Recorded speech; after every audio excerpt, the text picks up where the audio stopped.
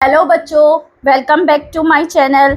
आज हम फिर से डिस्कस करेंगे अदर अकाउंटिंग कंसेप्ट के बारे में।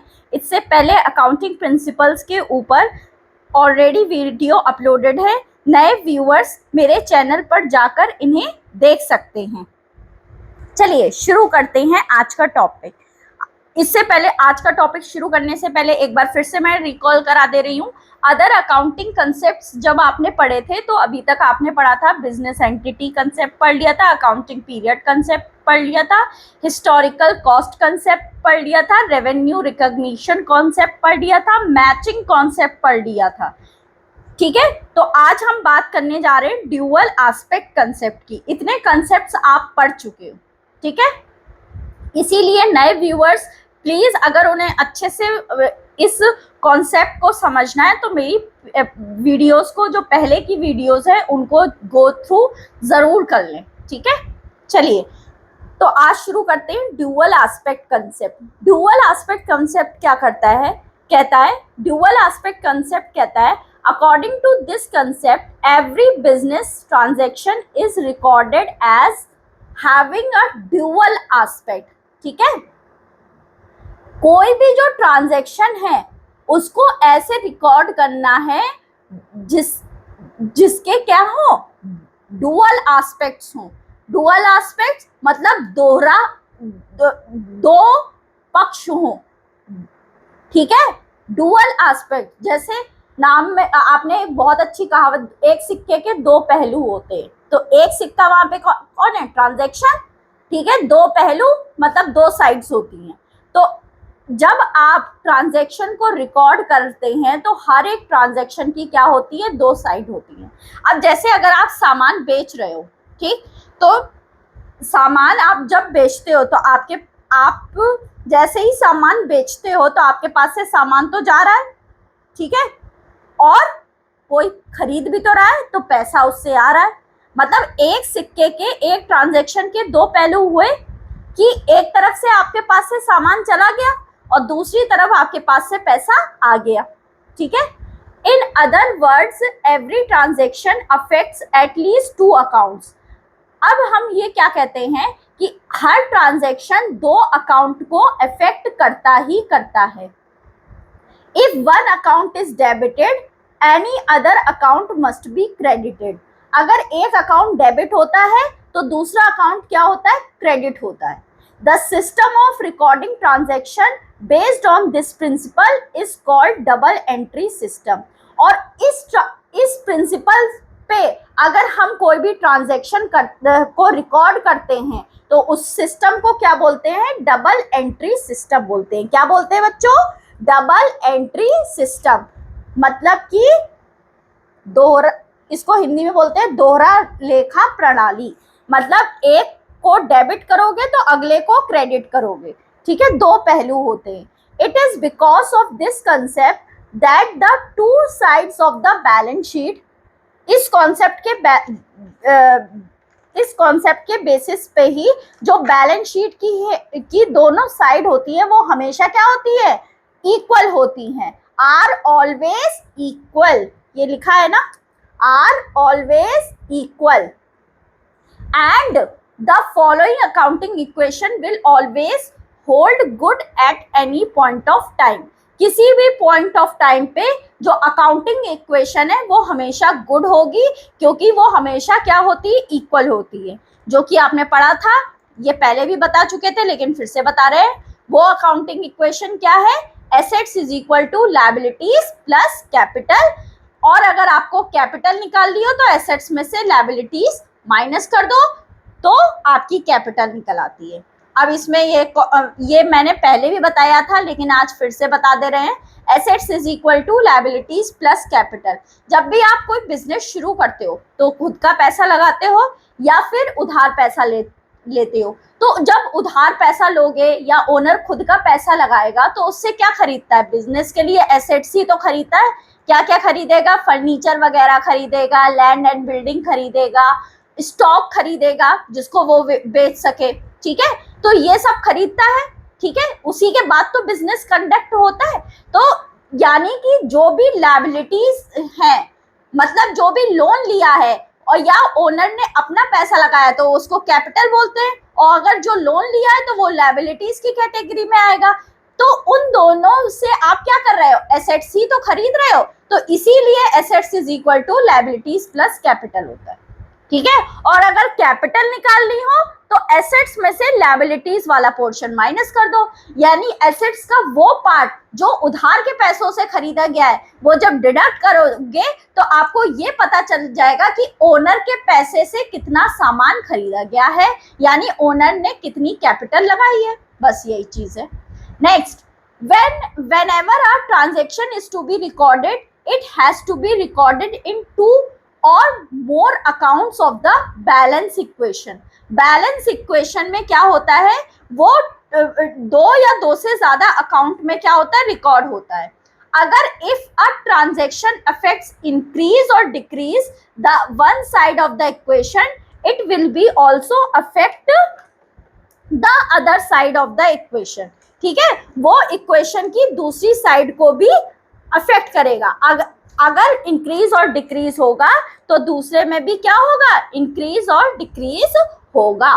Equation remains balanced whenever a transaction takes place, और जब भी ट्रांजैक्शन होता है तो क्या होता है, बैलेंस, हमेशा इक्वेशन क्या रहेगी, बैलेंस रहेगी। अब जैसे एक एग्जांपल ले लेते हैं, एक एग्जांपल की बात करते हैं, चलिए आइए देख लेते हैं इसको भी। मान लीजिए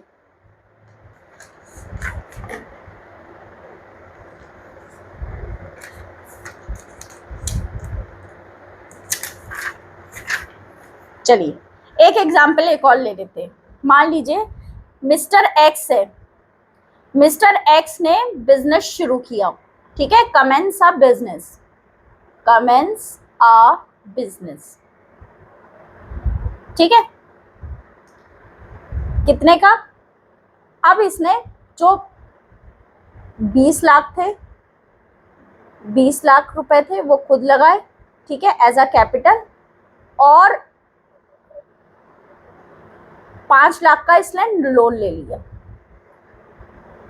तो अगर हम अकाउंटिंग इक्वेशन को देखते हैं तो assets is equal to capital plus liabilities होता है, कैपिटल प्लस लायबिलिटीज, ये पढ़ा है आपने।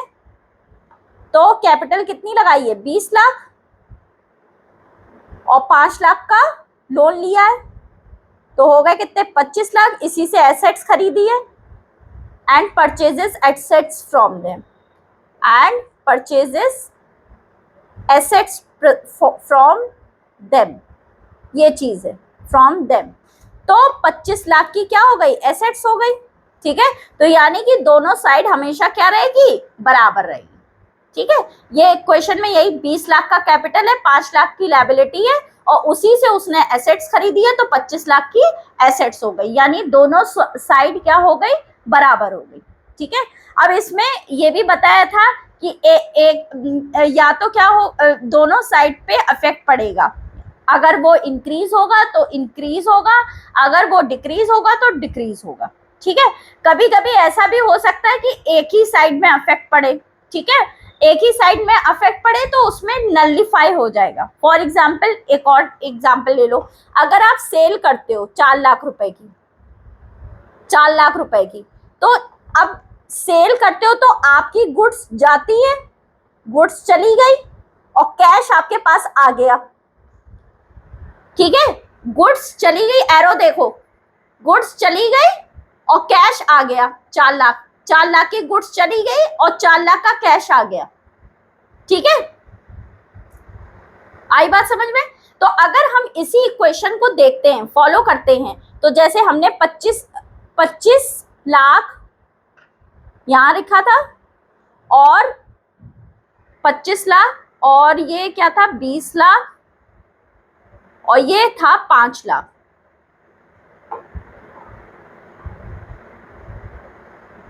ठीक है, 25 लाख और ये 20 और 5 लाख, ये इक्वेशन चल रही थी। अब हमने कह दिया, इसी में एग्जाम्पल एक और सेट कर दे रहे हैं कि 4 लाख की गुड्स बेची हैं और कैश आया है आपके पास 4 लाख का। ठीक है, तो गुड्स चली गई, तो गुड्स किसको अफेक्ट करेगी? गुड्स किससे रिलेटेड होती है? एसेट्स। किससे रिलेटेड होती है? गुड्स एसेट्स से। गुड्स एसेट्स ही तो है आपकी, ठीक है। और कैश भी क्या आता है? एसेट्स में आता है। एसेट्स में दोनों चीजें आती हैं, गुड्स भी आती है, कैश भी आता है। मतलब दोनों का इफेक्ट एक ही साइड पे हुआ, ठीक है। दो अलग अलग अकाउंट का हुआ लेकिन एक ही साइड पे हुआ, यानी 4 लाख प्लस माइनस भी हो गए और 4 लाख क्या हो गए? बढ़ भी गए, क्योंकि आपके पास पैसा आ गया, ठीक है। पैसा आया तो 4 लाख बढ़ गए, गुड्स चली गई 4 लाख की तो 4 लाख कम हो गए, तो यानी कि इफेक्ट क्या हो गया? नलिफाई। तो ये 25 लाख ही रहेगा, इधर इक्वेशन बराबर रहेगी। बस यही चीज समझानी थी। आई होप आपको अच्छे से ये क्लियर हो गया होगा, समझ में आया अच्छे से? चलिए,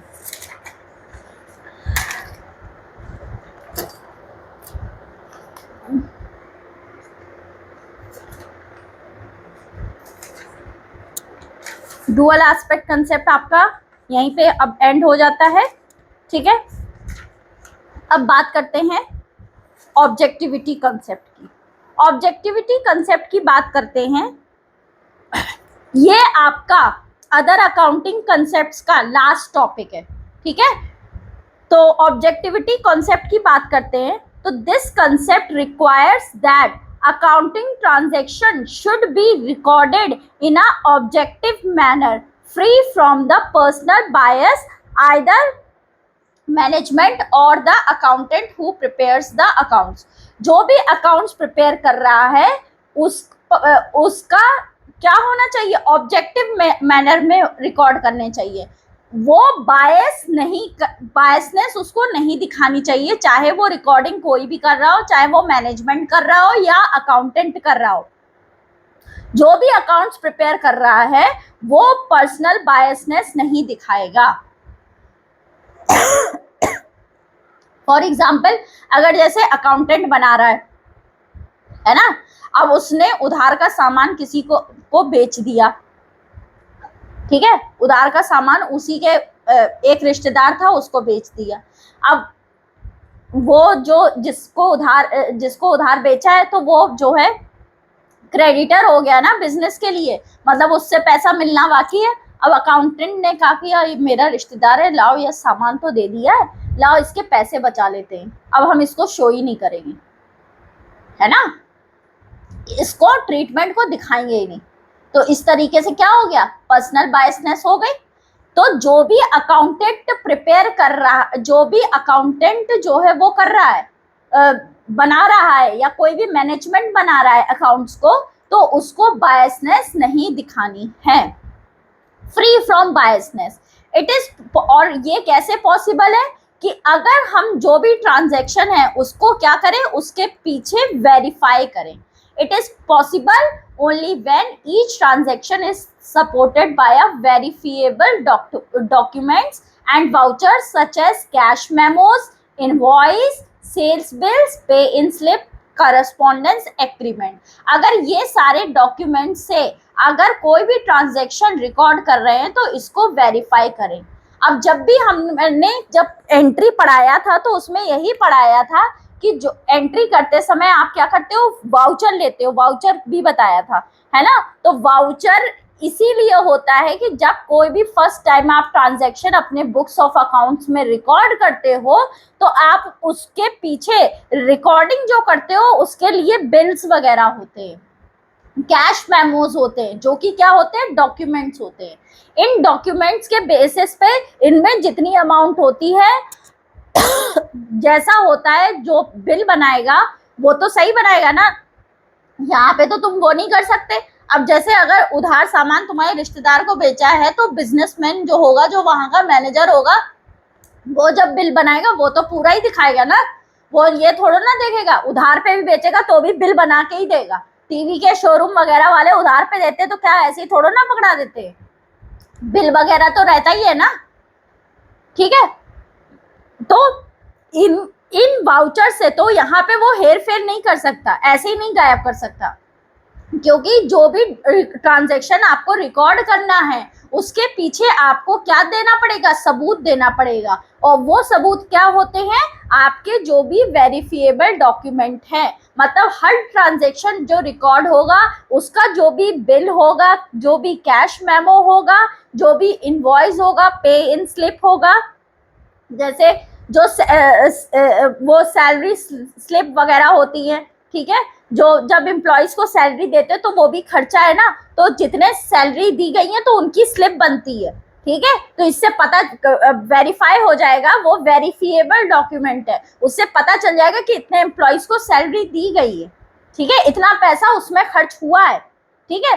तो यही चीज है कि ऑब्जेक्टिविटी कंसेप्ट यही कहता है कि जो भी आप ट्रांजैक्शन रिकॉर्ड करें वो वेरीफाई, वो बिल्कुल भी पर्सनल बायसनेस ना हो उसमें, जो उसके लिए आप वेरीफिएबल डॉक्यूमेंट यूज करते हैं किसी भी ट्रांजैक्शन को रिकॉर्ड करने में। यानी कि जो रिकॉर्डिंग हो, बुक्स ऑफ अकाउंट्स हो, उसमें ऑब्जेक्टिविटी हो, किसी भी तरीके की पर्सनल बायसनेस ना हो, ठीक है। Objective is the one of the reason of adopting the historical cost as the basis of recording accounting transaction, because cost actually paid for an assets can be verified from the documents। और इसी concept की वजह से जो historical cost concept था वो यही तो कहता था कि जो भी आपने एसेट्स होल्ड करी हैं वो उनकी मार्केट वैल्यू पे नहीं दिखाएंगे, जो जिस वैल्यू पे खरीदी गई हैं उसी पे दिखाएंगे आप, यही तो था।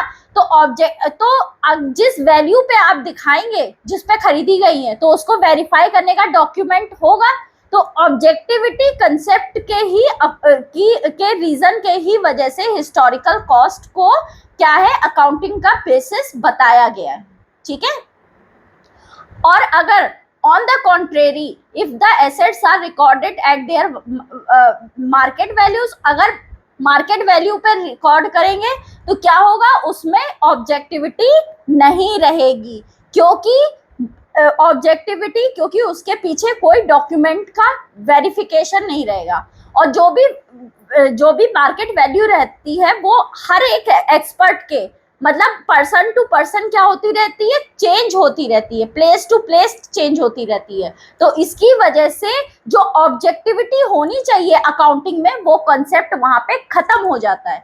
तो इसी रीजन की वजह से, ऑब्जेक्टिविटी की वजह से ही हिस्टोरिकल कॉस्ट कंसेप्ट को अडॉप्ट किया गया है, ठीक है।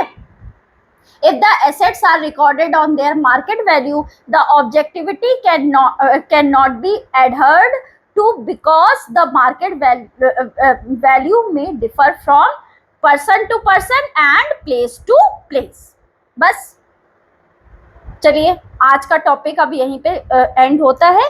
तो आई होप आपको ये वीडियो अच्छी लगी होगी। तो प्लीज़ मेरे चैनल को लाइक करें, शेयर करें, सब्सक्राइब करें और बेल आइकन प्रेस करना ना भूलें। Thank you for watching this video.